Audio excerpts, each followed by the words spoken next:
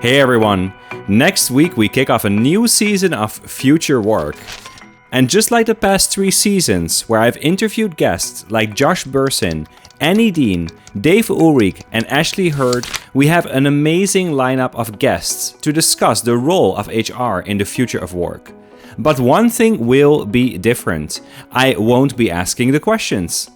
As FlexOS develops further and the future of work gets more complex, I wanted to hand it over to someone who understands this topic more deeply. And I found that person in Tim Reitsma. Tim has been an editorial advisor with FlexOS for over a year, and he is the perfect person to spearhead Season 4 of this podcast. Tim is an HR leader and a believer that a happier future of work is not only necessary, but also possible. He also runs an organization called Invisible Condition that focuses on normalizing conversations around non-apparent illnesses and disabilities, reducing stigma, and enhancing understanding. And to introduce Tim further to you, I thought I would interview him. So in this episode, you'll hear from Tim about the evolving role of HR from tactical execution to strategic leadership, the need for HR to align more closely with business objectives, the future of workspaces and HR's responsibility in managing hybrid remote and office environments, the integration of AI into the HR process and how AI can enhance HR's strategic role, the increasing importance of disability inclusion and creating spaces where employees can perform at their best, and setting healthy boundaries and prioritizing tasks within the HR role to avoid burnout. So, let's dive in.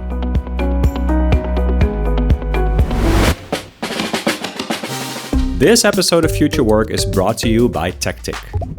Does your hybrid office feel like chaos? Who's in the office? Where are they sitting? What meeting rooms are available? Luckily, I have a solution for you. Tactic is the #1 rated space logistics platform used by customers like Microsoft, Redbull, the United Nations, and Northwestern University to create order out of chaos. Tactic has a 100% customer satisfaction score on G2 because it was built from the ground up with the end user in mind. It's an all-in-one solution for hot desking, room reservations, and visitor management. Visit gettactic.com/work and start your free trial today. Thanks so much to the Tactic team for sponsoring this episode. And now onto the podcast. Okay, Tim, thanks for being on. Thanks, Dan, for having me. Pleasure to have you. So as people have already heard in the intro, you are now going to be the host of this podcast, taking your unique spin on the future of work and the future of HR within the future of work. So tell us a little bit about yourself. What should people know about you before we go into the season itself? Oh, well, geez, I think we've got an hour, right, to tell about. I love it. A little bit about me. I stumbled into the world of HR, not intentionally. I was invited to join a consulting organization. I was a people and culture consultant.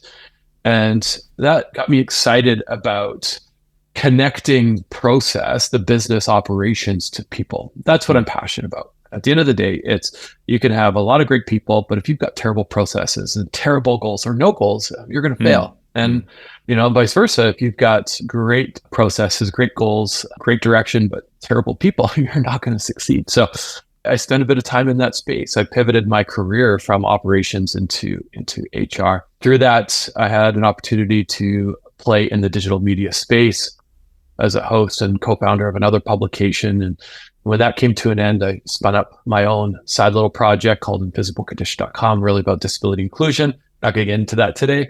But again, it comes down to how do we create spaces for our people to thrive? And I think that's what I love about what FlexOS is doing, especially when we think about the future of work. And what are some things that people can look forward to hearing? Obviously, you still have to actually do most of the interviews, but what are some things that people can expect in the season? Well, this season, we really want to focus on getting very intentional about HR in the future of work. We don't know what the future is going to hold. We have some ideas on the direction. We know AI is going to play a significant role. But in this season, we're talking with experts and passionate people in the space of HR and how do we relate given topics to HR in the future of work. For example, our workspaces. It's changing, where some are virtual, some are hybrid, some are full in office. What's HR's role in this? Workplace culture. There's tens of thousands of podcasts already on this topic of workplace culture. So why do we need another one? Well, we need another one on this topic because we talking about HR's role in the future of work. How do we get out of that tactical space that, okay, we need to hire people, we need to recruit people, but take a pause. And are we equipped to then think about the future? And that's really where we want to take this season, if you will. It's a bit of a masterclass in HR and the future of work. Yeah, wonderful.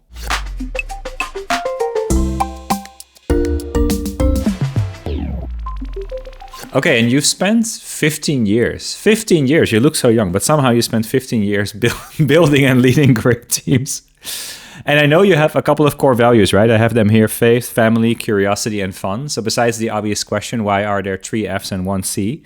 The second question, how did those core values guide you in the way that you were leading teams, and maybe what you will pass on to our listeners this season as well? We all have core values, whether we know it or not. And a number of years ago, there was an opportunity that presented itself. And on paper, it looked like a phenomenal opportunity, but internally it conflicted me. And so I went on this journey of why. Why is this so conflicting? And unpacked some of my core values. For me, it's everything that I do or try to do is through that filter. Sometimes it's post saying yes to something, and then I take a step back and go, okay, well, what's going on? Why am I miserable? Why am I not happy? Why is my family now miserable? And it often comes down to a conflict in our core values. When we think about future of work, it's made up of humans. We're all different. And I think that's what's exciting about the future. And imagine we are able to unpack how we're different, how we think, and lean into that in our organizations. And I had the opportunity as an HR leader to lead these exercises in organizations, and seeing those light bulb moments with teams was phenomenal. And I think for listeners, maybe somebody's listening and is thinking, core values, whatever, they're written on the corporate wall somewhere or in a handbook, but it all starts with ourselves. What drives you? Because we're all different.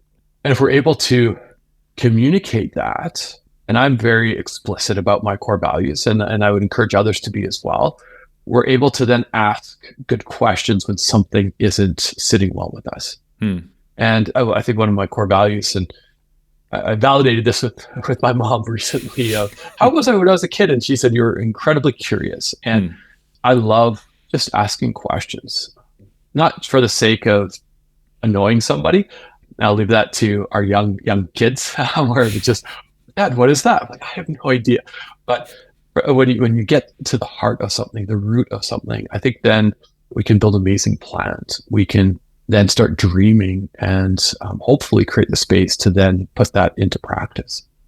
And you talked about this idea of a masterclass, right? So getting people all on the same page on like all of these really big topics that we hear about all the time, but we still don't really know what is the role of HR and what does it look like now and in the future. You're obviously an expert yourself, and then you're going to interview other experts. Again, from that perspective of the curiosity, what are some things that you're genuinely curious about when it comes to, work in the future? Well, the intersect of AI and our workforces, and how do we navigate this world of work with AI and HR's role in this, the future of the office and HR's role there. I'm really curious about how HR's role is going to evolve. I know it will. I'm curious how it's going to evolve. And that's, I think, we're talking with experts is how can we shape this? I was talking with somebody about titles that are emerging now, which is, director of people and places. So not only responsible for the people, but also the places we work, whether it's at home or in an office. And I feel that, well, as I said before, we don't know what the future holds. Yeah. But I would love to see how HR's role is going to continue to evolve from incredibly tactical to strategic. And I think there's a shift in that. But I was reflecting recently just on teams. Most organizations that, and I think there's probably data to back this up, is they bring on an HR person, and there's 60, 70 people. They bring in somebody in HR. And what was happening in an operational role beforehand, all the recruiting and documentation, all that stuff is now past HR. But yet you brought on HR to be strategic, and how can you plan for that future? So how do we evolve our HR teams? How do we create budgets to hire a few people to really hone in on the operations side and the strategic side? Because not everyone is great at operations and not everyone is great at strategic. So you're asking one person to do it all. Does that make sense? So how do we create budgets to prepare us for that future? Yeah. It also seems that that's all on top of the already, huge pressure on HR to do so many things, right? Whenever we talk to our editorial team, right, we always have to remind, like, when you're writing for HR leaders, you have to just imagine that their phone is ringing nonstop. People are walking into their office nonstop, whether that's a virtual one or a physical one. And there's always challenges and there's always difficulties, right? When you're working with people, there are always the good things and the bad things. And the challenging things sometimes also make it worth it. But it's a very complex role that those people are under a lot of pressure. And then all of these new things come on top of that. Now I also have to think about place, right? The last couple of years. Now I suddenly have to become an AI expert, right? And digital workforce planning. And according to Lattice, we have to put the robots into our org chart. There's just so much that's coming at HR people. Like, what are you hearing when you're talking to people in the field? Like, how do they feel? Is it all still manageable? Is it all still doable? The word overwhelm, it keeps coming up for me. Yeah. And a few folks that I've been talking with is, the landscape of our workforces is shifting and changing, whether it's going back to an office or downsizing or layoffs, the dreaded L word. There is an incredible amount of tactical work that still is being done. But I know for myself, I'm curious, how do we offload some of that? Not to, and a few years ago it was, we're going to hire a team of virtual assistants. We're going to hire assistants or EAs across the globe. And now it's, some of that work is shifting to, how do we offload that to AI? How do we create this AI space that HR can leverage that still speaks our tone of voice, that we trust and can help get the work done? I've used it extensively. I'm a part-time HR advisor for an organization it's a very small organization, but I leverage AI. Things that I would have maybe tapped into friends before or tapped into different communities, but now I leverage AI and say, hey, we need to brainstorm on this topic, or hey, how can I rewrite this? And I might sense check that with some friends or with different what people are saying in different communities or where I'm reading online. But I think it's incredibly difficult for HR folks when we're still employing humans, and these humans all have different needs, and we're all have maybe different levels of performance. The company might be growing or downsizing. So we're still responsible for the entire employee life cycle. That's not changing. Now we're just adding on a few extra things like the places we work or this virtual workforce where we're now quote unquote employing. Yeah, exactly. And then you have to think back to that person that's very overloaded and very overwhelmed, and there's so many things going on, and now I have to layer this on top of it.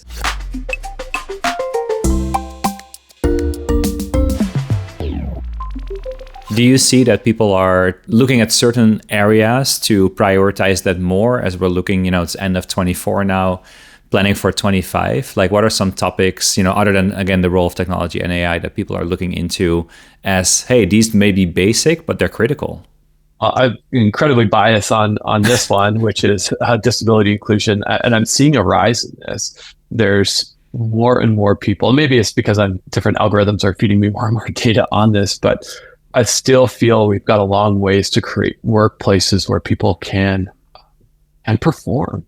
And I don't want to use the word that can thrive, because thrive doesn't mean performance.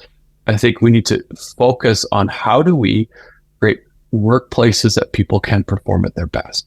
And as we go into 2025, I was talking with this gentleman on recently. He runs a big investment firm and in Europe, massive firm.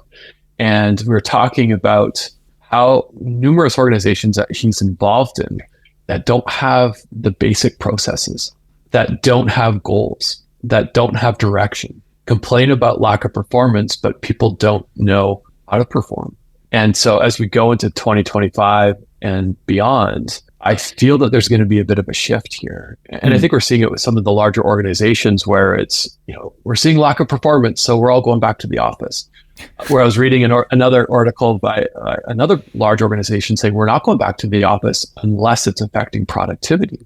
Yeah. And until then, we're just not even going to bother. And so in the back of your mind, even as an HR person, is, okay, how do we ensure that people are performing?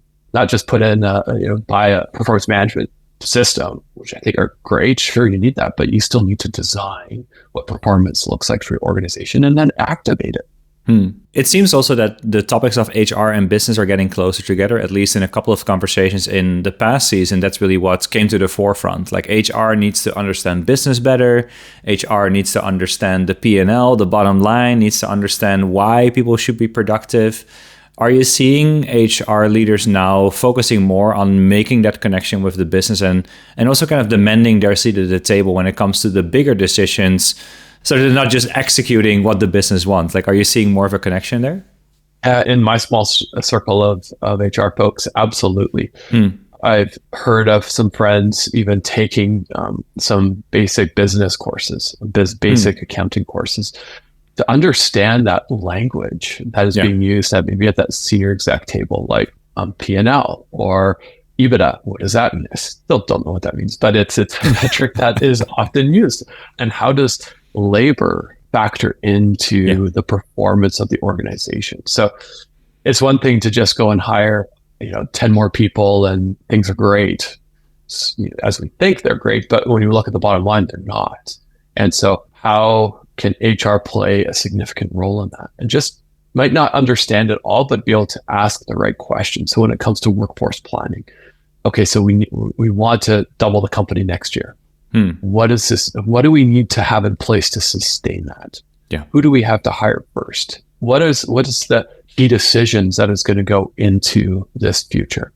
And when we can ask those questions and not just ask a question, but understand it at a basic level, I feel that there's a shift already into this space. So I think we're going to see it, and as last season already is starting to show this, when HR understands and has a holistic picture.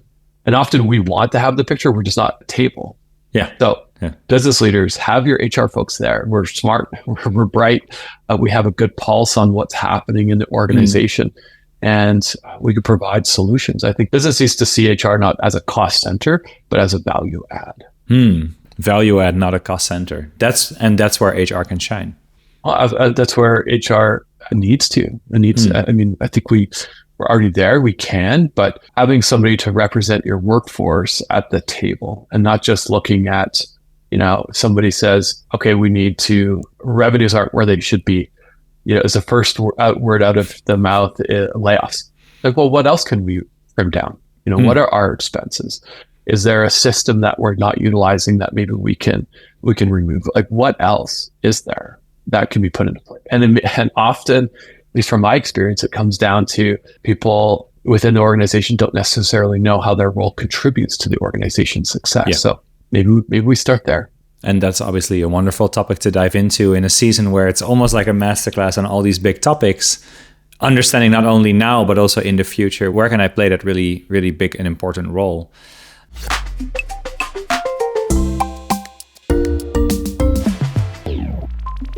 And just going back to you personally, what are some things that you're putting into your work as you're, leading as an HR person in an organization, trying to be to the business, trying to understand all these topics while dealing with the day-to-day? How do you manage it all? Maybe you can give your case study to the audience. Yeah. I'm a part-time HR person. And so I have very limited hours in an organization. And so when I show up, I have to make every hour count. And there's tactical work that has to get done, right? I have to, approve payroll, very tactical work. We have to make sure one-on-ones are happening. But in that limited time that I'm there, it's about, does the organization know where we're going? Do we have clear objectives, clear goals? And are people set up for success in that? And if they're not, what can I do in very limited time to support? So maybe it might be sitting down with a manager and reviewing how they run a one-on-one. Maybe it's sitting down and with an individual and asking about their goals. Do they understand their goals and how it ties up with the corporate objectives? So that's where I get a balance in the tactical as well as strategic HR initiatives, as well as sitting down with the CEO and asking, where's the organization going? And where do we want to see ourselves? 5 years, I don't know what's going to happen in 5 years. So let's think about a year or two.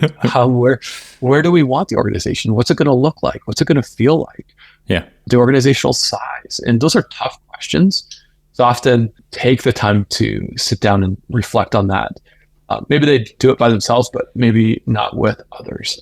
So that's my limited time as an HR advisor. And my other time right now from an HR perspective is spent in that disability inclusion space. So I'm working with organizations primarily in keynotes and workshops and some of the strategic work on disability inclusion. And how do we create spaces, remove those barriers for people to thrive? And it all comes down to the same fundamentals is if somebody's not able to perform, maybe they're not in the right position, or maybe there's a barrier. How do we remove those barriers to create a productive workplace and workforce?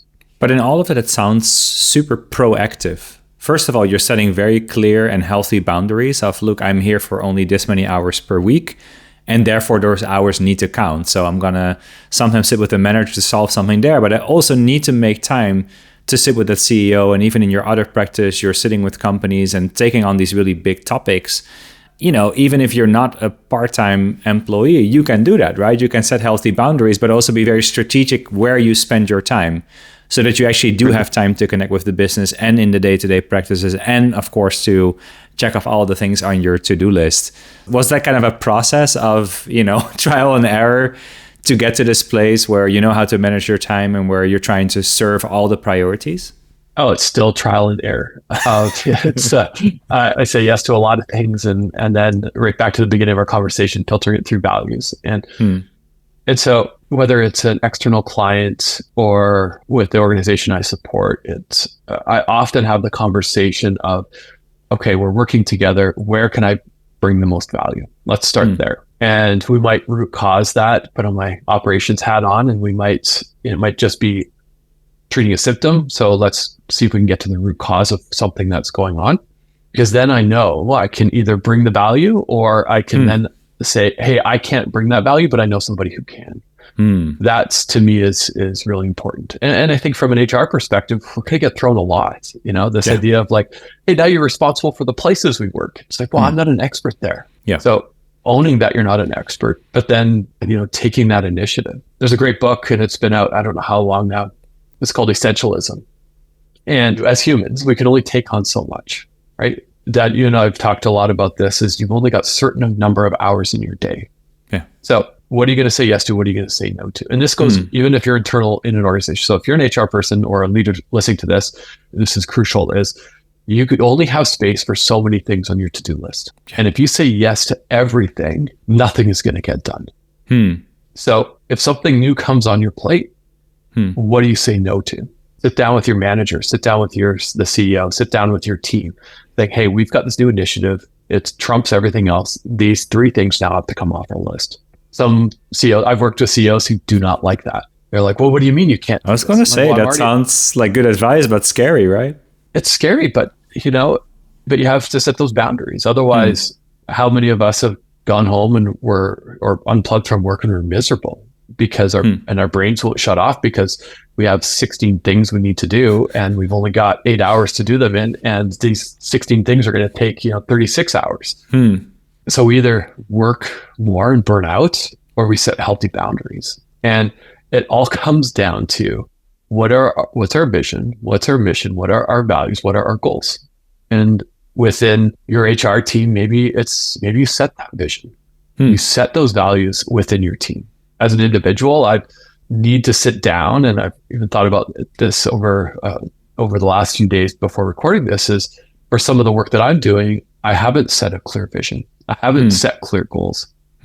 It's, work comes in, that's great. When work's not here, I freak out and just, going, I need to find some way. And so how do we create that sense of balance? And it evolves. The world is changing. The future is not as uncertain. And I think the key is just to ground yourself in what matters most and create those healthy boundaries. And it starts with communication. I mean, and myself too, we fail on communication. And so I figured maybe we need to bring on a communication expert and definitely do some exercises on, okay, repeat after me. No. And a good friend of mine, Josh Bersin, he's an amazing writer. He provided some advice recently. He said, Tim, no is a complete sentence. And so, I don't know. Now I picture myself listening to the CEO. He's, they're saying something, and you just sit there and go, "No, I wouldn't recommend that." But being able to say, "No, how about we do this?" or "Okay, but this has to change." Right. It's a no that leads to a yes. Right. You need to say no to certain things, like you said, to prioritize things that are important. That is true for everyone, but especially for this HR leader, especially if it's in a smaller company where you may be the only person or the only one of two or one of three, where again, everything is falling on you. I love that idea, not only of saying no, but also just acknowledging where you are an expert, but also where you're not, and say, oh, that's a really great question. We need to loop someone in who knows this really well. And I've done my research and it's this person. So I can already see the listeners are going to get a lot out of this season. And I know we have some really amazing guests lined up.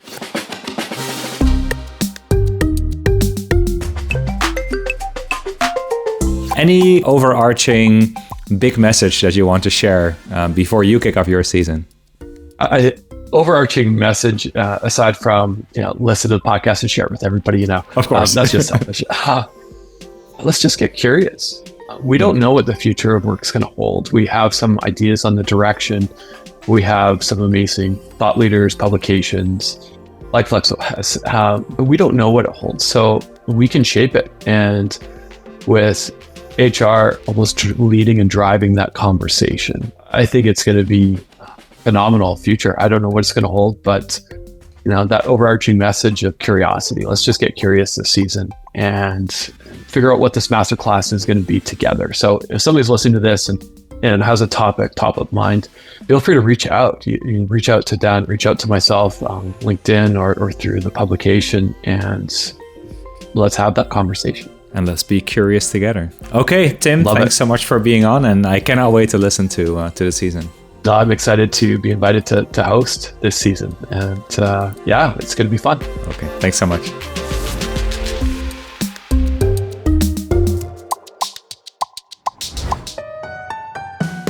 That's it for this episode of Future Work. Join Tim next week for his first episode as a host, where he interviews the famous company culture thinker Gustavo Rossetti on the future of HR in building amazing cultures. To get a notification of new episodes, sign up for the Future Work newsletter at flexos.org/futurework.